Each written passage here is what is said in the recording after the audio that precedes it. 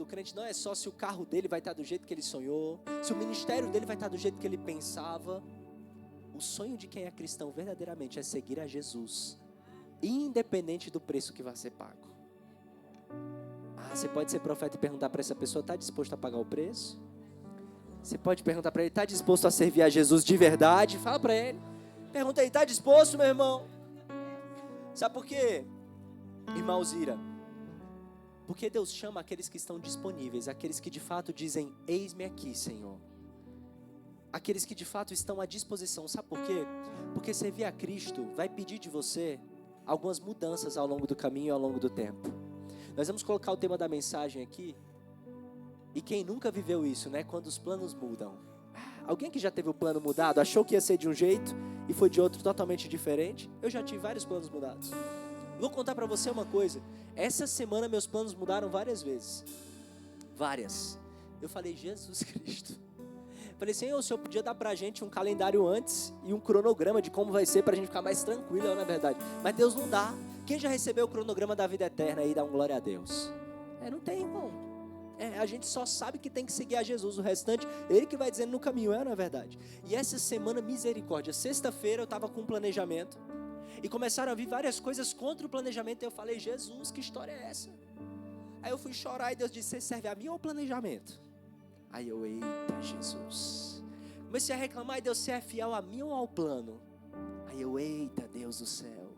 Aí quando foi ontem, sábado, eu falei: vou ficar na minha casa estudando a palavra, porque amanhã tem vários cultos lindos, e eu estarei em todos, porque é a nossa inauguração. Na próxima semana a gente começa a se dividir um pouco mais, mas eu falei: amanhã eu quero ver o fogo descer, o manto cair, quero ver todo mundo reunido. E aí eu fui orar ontem, passei o dia inteiro me organizando, sabe? Passei o dia me organizando, e aí falei: vou estudar a palavra, vou meditar, vou ficar descansando em casa, a Tainara também, tudo certo. 8 da noite nós falamos: vamos deitar hoje, porque hoje a gente vai arrasar. Hoje a gente vai dormir cedo. Vamos ser igual uns senhores hoje. Dormir 8, acordar 4 da manhã, aleluia. E aí fui me deitar 8 da noite, irmão. Mas quem está acostumado a dormir tarde, o que é isso, não é verdade? Aí fui dormir e quando deu umas 10 horas eu estava cochilando. Meia-noite, a Tainara me acorda, passando mal, tossindo, com gripe, com dor no corpo. Sei que eu fui conseguir dormir 3, 4 da manhã. De ela tossindo e tudo mais, aí ela conseguiu descansar agora mais no final do dia. E eu vim hoje para a igreja e o meu plano era descansar. Para hoje tá bem, né? Tá com saúde, tá com tudo. E aí tem certas pessoas que vivem isso, não como eu vivi, mas de outras formas na vida. Planejaram toda uma coisa, fizeram todo o escopo. E aí no meio começou a aparecer um monte de coisa. Aí você começa a olhar para Deus e dizer: Deus, será que era teu plano? Porque se aconteceu esse tanto de coisa, talvez não seja. Deus, será que era você que estava comigo? Porque se está desse jeito, pode ser que não seja. Deus, que história é essa? Como que o Senhor promete uma coisa e depois eu começo a passar por todas essas situações? E hoje Deus está perguntando: você ainda é fiel quando o plano muda? Você ainda é fiel quando as coisas não saem do jeito que você planejou? Você ainda levanta com a mesma alegria e com a mesma graça? Porque essa madrugada eu falei assim: nada vai tirar o meu sorriso e nada vai tirar a graça de amanhã estar pulando com os meus irmãos. Ei, segunda-feira de manhã é outro dia, eu descanso um pouco mais. Hoje eu vou celebrar o nome do Senhor Jesus, porque Ele vive e eu vou glorificar o nome dEle com todo o meu coração. Então hoje eu pulei da cama às 6:30 da manhã. Falei: vou estudar, vou fazer meu exercício, vou glorificar a Deus e vou estar aqui, assim como Jesus ordenou. Não foi do jeito que eu pensei ao plano, mas eu sou fiel ao meu Deus e não ao plano. Então eu quero te trazer algo para a sua vida essa manhã. Para de ser a pessoa que só segue o plano e não a Deus, você vai ter problema. O plano muda às vezes no meio do caminho, você sabia disso? Sabia que nem todo lugar é como você esperava, nem todo casamento é do jeito que você queria, nem toda pessoa é do jeito que você esperava que ela fosse, mas não é porque as coisas não são do jeito que você quer, que deixaram de ser do jeito que Deus quer. Deus continua sendo fiel, e se Ele quis, o negócio vai continuar sendo do jeito que Ele planejou e do jeito que Ele mandou. Batera, vem comigo, Batera, vamos aplaudir o nome do Senhor Jesus essa manhã, porque Deus está na casa, Vamos lá, Batera, é assim, o pastor fica doido, você fica doido. Você fica aqui na palavra que o pastor fica doido a palavra inteira, aleluia. Viu, irmão Henry, também? E você também na sua cadeira, você já aprendeu, né? Quando o pastor falar algo forte e que Deus vai te abençoar, você faz como? E quando for coisa ruim, você faz como? E quando você quiser pular e saltar na presença de Deus e for uma bênção, você começa a aplaudir, dar glória a Deus e a dizer: Deus é bom, glória a Deus. Obrigado, melhor batera do mundo. Junto com o Gabriel, aleluia, para não dar problema. E junto com o Mateus, glória a Deus. 3 melhor batera do mundo. E aí, gente, olha só. O plano de Deus às vezes vai mudando. Eu recebi uma promessa quando eu era adolescente, irmãozinho. Chegaram para mim em uma igreja e falaram assim: Deus vai te usar muito. Você vai entrar e vai sair de avião, você vai para vários lugares, não sei o quê. Aí o crente, quando ouve essa palavra, já fala: ei, tem sabor de mel, tem sabor de tem, né? A gente já começa, a gente já começa, opa, meu Deus, tô por cima da carne seca, aleluia. Aí você, por cima da carne seca é triste, né, do Maranhão. Aí você fala: eita, meu Deus, que Deus lindo, tem promessa na minha vida. Ah, meu Deus, que coisa maravilhosa. Aí você começa a caminhar. Aí você começa a perceber que quando você é cristão de verdade, o efeito você deixa para os outros. O que é o efeito? A fama, ser celebridade, entrar num avião e sair. Isso é efeito. Você não vive pelo efeito, você vive pela causa. Eu vivo pela causa de Cristo e não o efeito que isso gera. Então a pessoa chega e me faz uma promessa: ei, você vai entrar em avião, você vai fazer isso, você vai fazer aquilo, Deus vai te usar. E sabe o que eu falo? Deus, qual é a causa? Eu quero mergulhar na causa, porque o efeito, se mudar, ainda assim a causa continua fiel, porque Deus continua sendo fiel. Agora, se o avião der um problema, meu irmão, eu não estou preocupado, eu estou fiel, eu estou preocupado é se Deus está na causa e se eu estou seguindo a causa. Você está entendendo o que Deus está falando? Aí me fizeram essa promessa. E quem não entende disso, acaba tendo um problema, porque o que a pessoa fala? Você vai entrar e sair de avião, você vai ser uma bênção. Aí com 12 anos de idade, a pessoa sem dinheiro, um tostão no bolso, morando num lugar que era triste.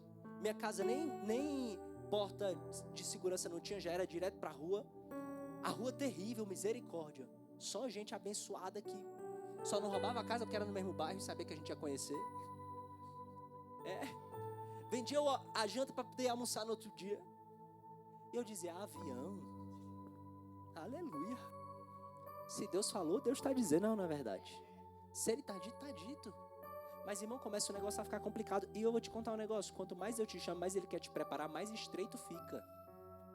E aí eu falei: Jesus vai melhorar. Na hora que eu pensava que ia melhorar, vinha uma situação. Eu falei: misericórdia.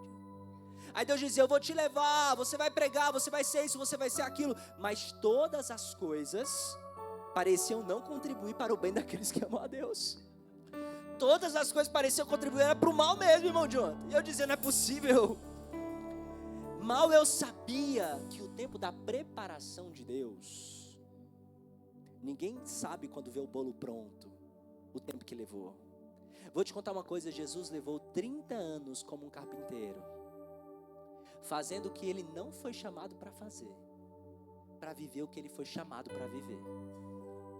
E tem gente que quando passa um ano fazendo o que acha que não deveria estar fazendo, já fala: eu não vou viver propósito nenhum. Agita esse irmão que está do teu lado e fala: meu irmão, por favor. Fala para ele: por favor. Fala assim para ele: me economiza, por favor. Me economiza em nome de Jesus. Ei, 30 anos, o homem mais obediente dessa terra, o homem mais fiel dessa terra, passou obedecendo ao Pai, fazendo o que o Pai mandou que ele fizesse, para passar só 3 anos cumprindo o ministério. Menos tempo, sim ou não? 10% praticamente, sim ou não? Mas ele foi fiel à causa, não ao efeito.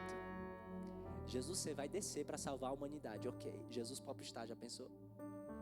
Deus, eu só vou se for de cavalo Range Rover. Se for de cavalo convencional, eu não irei. Já pensou se é assim? Deus, como pode? Eu não estou pregando nos maiores templos, que história é essa? Deus, que história é essa que já era para eu estar fazendo isso e aquilo? Não. 30 anos servindo. Madeira. Construindo. Fazendo aquilo que ele tinha que fazer. Para depois viver o que ele tinha que viver. Porque você não é fiel ao efeito, você é fiel à causa. Você é fiel ao que Deus te chamou para ser. Deixa eu te contar uma coisa, irmão. Deus quer ouvir de nós o nosso eis-me aqui. Quantos aqui podem dizer isso? Deus, eis-me aqui. Eis-me aqui. Todos nós estamos aqui para dizer sim para o Senhor. Sim ou não? Sim. Só que me fala uma coisa. Irmã Karina, você trabalha onde? Bradesco. Chique, no Bradesco, gente. Rapaz, aqui temos... Passa, irmã, em nome de Jesus. Aleluia. Quando foram te chamar para entrevista de emprego, você lembra o ano? Foi em que ano? 2010. Rapaz, ainda tem muito tempo. É rica muito ela. Não é rica pouco não, é rica muito. É rica muito também. A irmã Vivi também é rica muito, aleluia.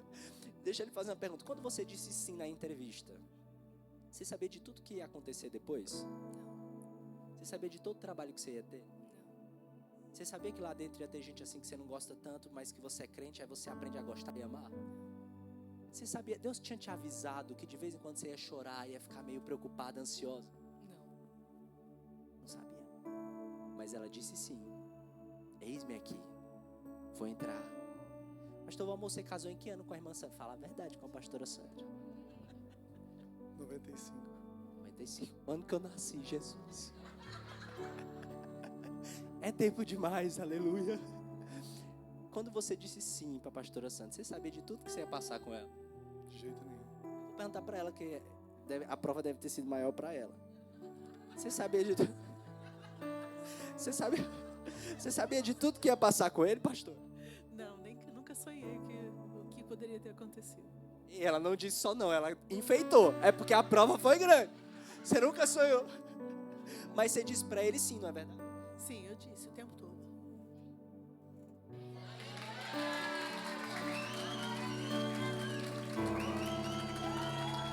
Ai, Jesus. Que calor, Senhor. Você disse para ele. Você disse sim o tempo todo, não é verdade? Então você está dizendo que não foi só quando vocês casaram que você teve que dizer sim, mas em vários momentos da vida de vocês. Você concorda comigo que o primeiro sim é o mais fácil? É o mais fácil. Você concorda que no altar, o primeiro sim que você dá, é tranquilo, porque você não sabe de nada que vai acontecer ainda? No meio das lutas, você dizer o segundo, o terceiro, o quarto sim, é muito mais dolorido. Isso não tem a ver com casamento. Isso tem a ver com você e Deus. Dizer eis-me aqui, na hora que Ele chama, é muito fácil. Dizer sim, Senhor, na hora que Ele começa a falar com você, é muito fácil. Na hora que começa o negócio, é que a gente começa a saber quem disse sim de verdade. É que a gente começa a entender aqueles que verdadeiramente caminham debaixo do propósito. É quando você olha para a pessoa e você diz assim: eu não estou nesse casamento por causa do plano. Não estou nesse casamento por causa do que você me prometeu. Eu estou nesse casamento por causa de você. Então mesmo que o plano mude, eu vou continuar com você, porque eu sou fiel a você e não ao plano.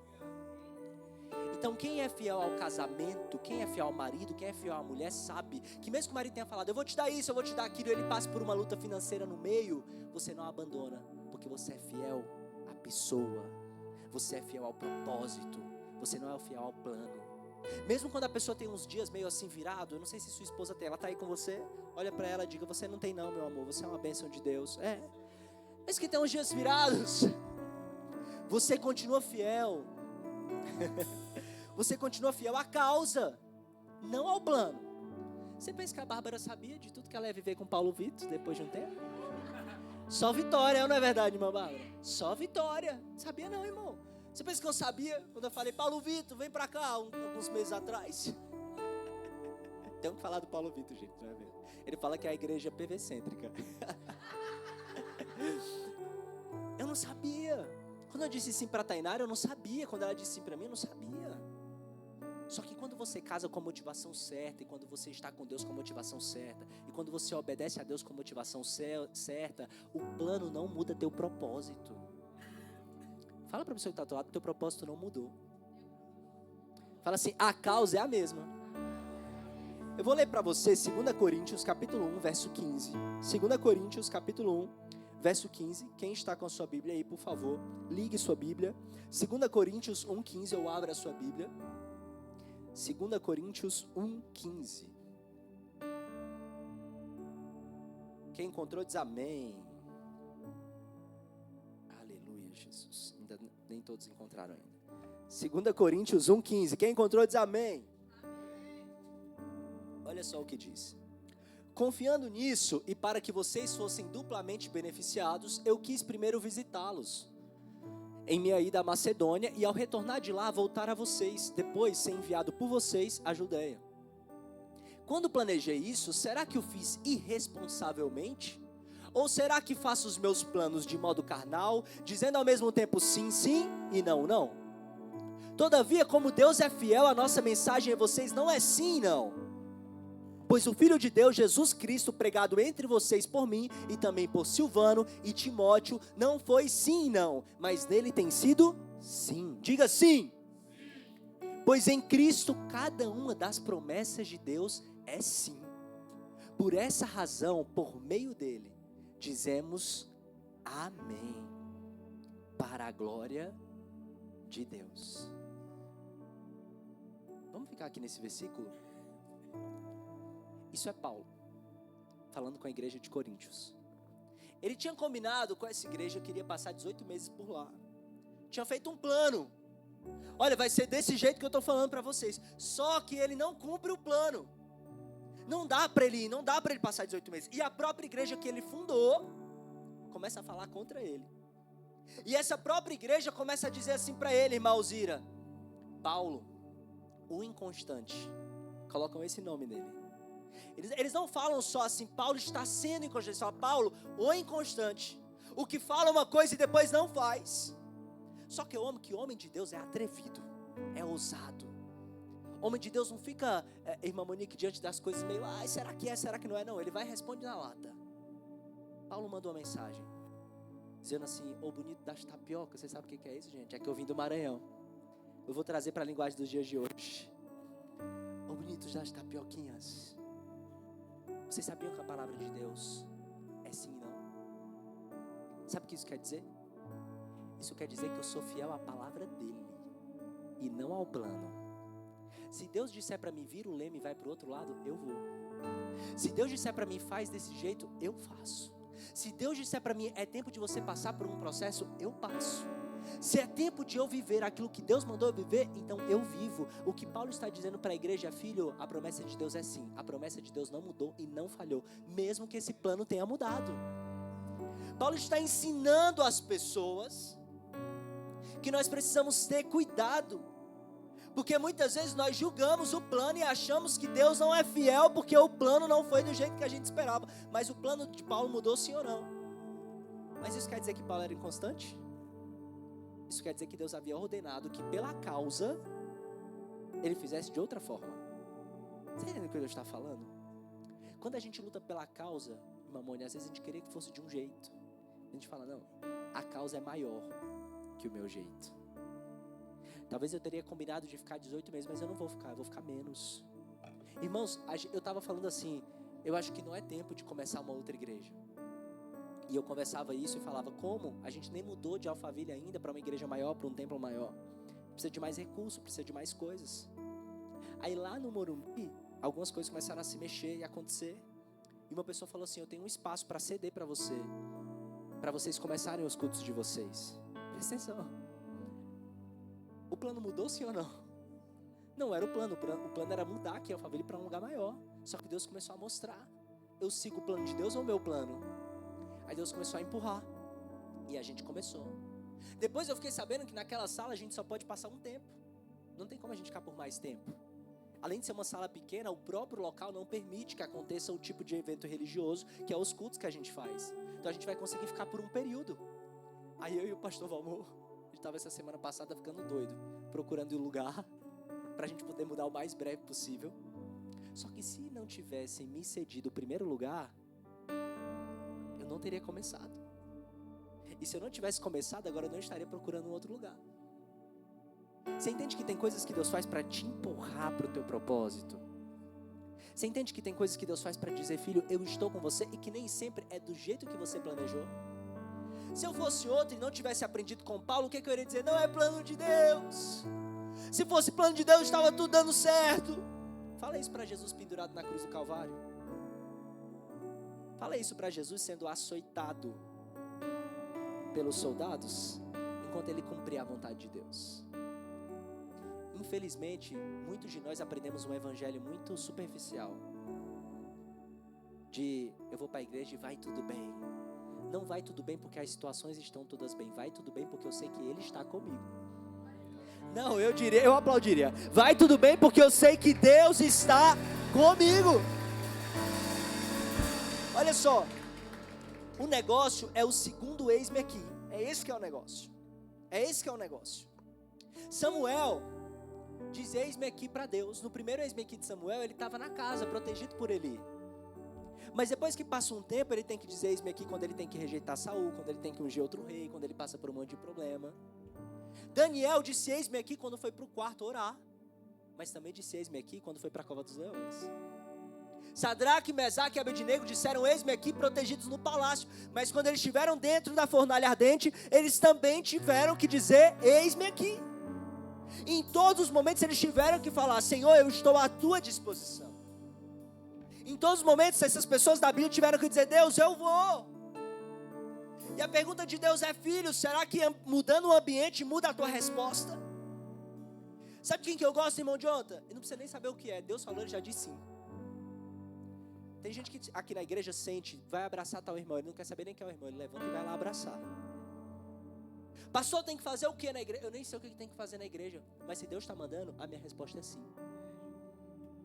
Tenho que ficar lá atrás da multimídia? Minha resposta é sim. Tenho que ficar na frente tocando? Minha resposta é sim, porque a minha resposta para Deus é sim. Mas tem gente que não quer saber o plano. Me dá aqui, ó, o calendário, como é que vai ser? O que eu tenho que fazer amanhã, irmã Monique? Para onde eu vou? Porque só eu sabendo que eu vou. Mas a palavra diz: lâmpada para os meus pés é a tua palavra e luz para o meu caminho. O que quer dizer que Deus só ilumina o meu próximo passo. E se Ele está iluminando o próximo passo, já é o suficiente. Eu vou passo após passo sendo iluminado por Deus. Vem comigo, batera. Toda vez que eu der essa arrepiada, você vem comigo. Toda vez que eu for caminhando, Deus vai iluminando o meu próximo passo. E eu vou dizendo: eis-me aqui, Senhor. Sabe, não dá pra gente viver negociando com Deus como se Deus fosse nosso amiguinho da rua, que a gente fala: me mostra ou eu não faço, me diz ou eu não vou. Não, a gente precisa ter maturidade. Precisa ter maturidade para caminhar com Deus. Será que você pode alertar esse irmão aí que está do seu lado? Deus tem um propósito gigante para você. Mas isso vai requerer maturidade. Fala assim para ele: vai requerer que você confie nele. Sabe o que diz Jeremias 29:11? Quem aqui sabe? Porque todo mundo fala de Jeremias 29:11. Até quem vem na igreja só uma vez no ano sabe desse versículo. Que fala: eu é que sei os planos que tenho para você, diz o Senhor. Plano de bem, não de mal. Você aqui está dizendo o que Deus está dizendo: eu é que sei os planos que tenho para você. O que Deus está dizendo? Você não sabe de nada. Você está entendendo que engraçado? Eu é que sei, ou seja, filho, você não sabe de nada. Está achando que sabe do quê? Eu te chamei foi para ficar na minha presença, não foi para ficar me perguntando qual é o próximo. Mas sabe, eu até peguei aqui um negócio, eu nem arrumei aqui, porque não era para essa palavra, era só para a palavra de mais tarde. Mas eu vou usar agora. É um telefone bem antigo, daquela época. Irmãozinho, assim, porque eu sei o plano que tenho para você, diz o Senhor: plano de fazer prosperar, não de causar dano, plano de dar a vocês esperança e um futuro. Só que aí a pessoa é doida por controle. Olha para quem está do lado, vê assim: você não é doido por controle não, né, irmão? Você não é não. Ela é doida por controle, ela quer que o tempo seja o dela. Aí, ao invés de ela entender, esperar e confiar no que o Espírito Santo diz, ela quer fazer como se tivesse um telefone aqui na terra, sabe? Peraí, eu que eu vou ligar para o céu.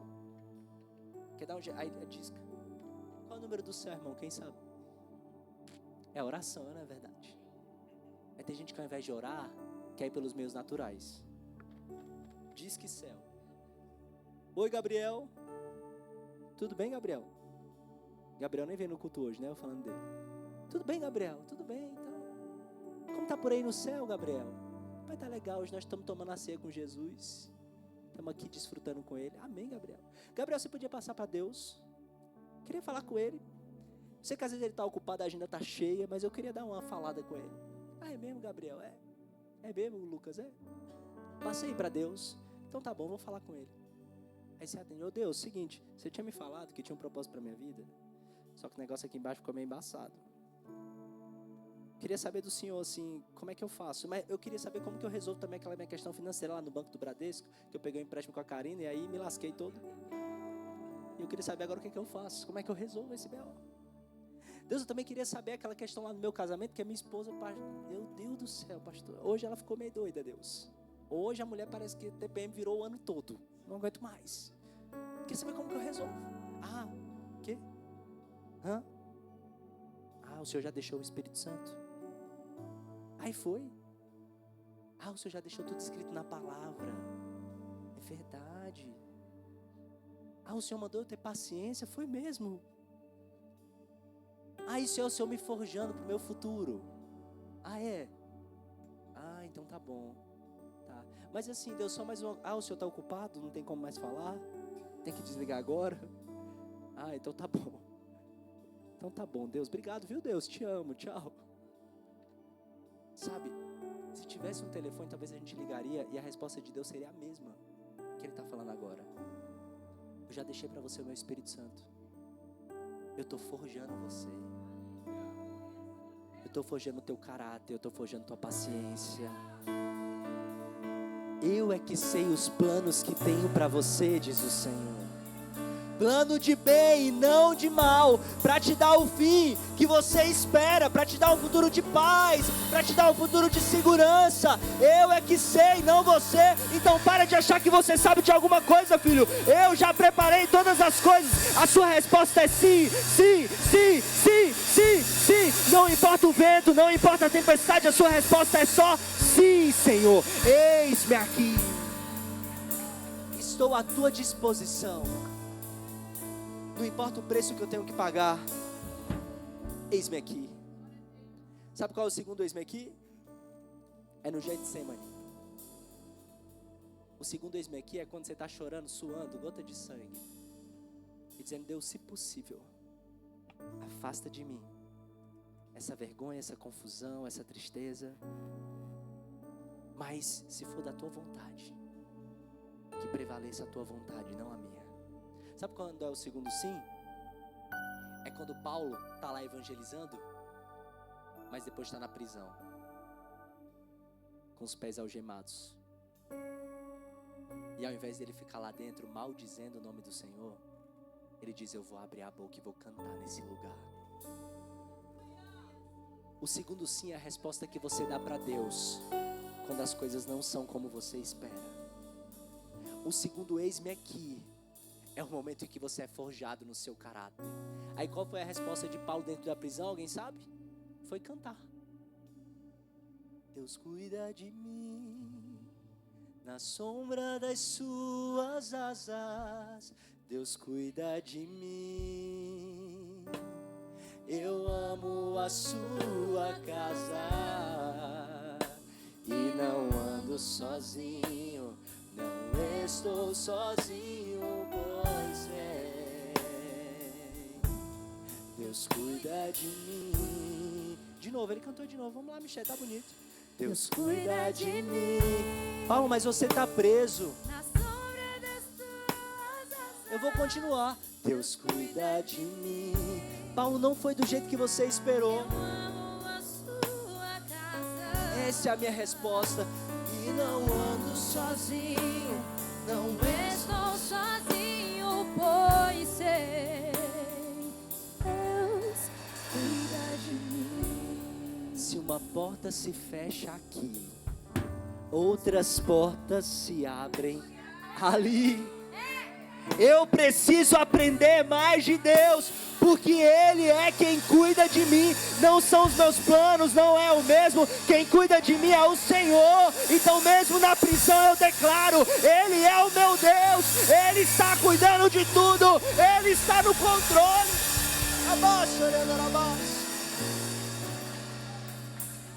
É por isso que eu faço o que eu faço. É por isso que a gente fica de pé. Olha, quem vive pela causa não para por qualquer coisa. Porque o vento balança, meu irmão. Vem problema na saúde, coisas acontecem.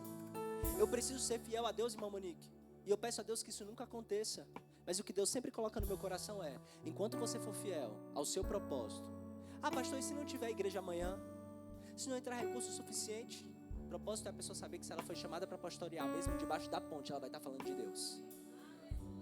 Se ela foi chamada para fazer a obra, independente de como. Agora, quem vive pelo efeito, é só se tiver isso aqui. Viva pela causa.